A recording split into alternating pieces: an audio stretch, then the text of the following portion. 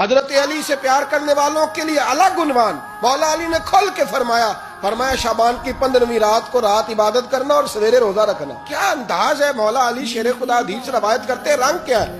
فرمایا باقی راتوں میں نا تھوڑا سا پیکج ہوتا ہے, تھوڑا سا آخری حصے میں رات کے شب برات کو نا رات چڑھتے ہی اللہ پہلے آسمان پر جو اس کی شان کے لائق ہے نزول جلال فرماتا ہے, اور پہلا جملہ یہ فرماتا ہے کوئی معافی مانگنے والا.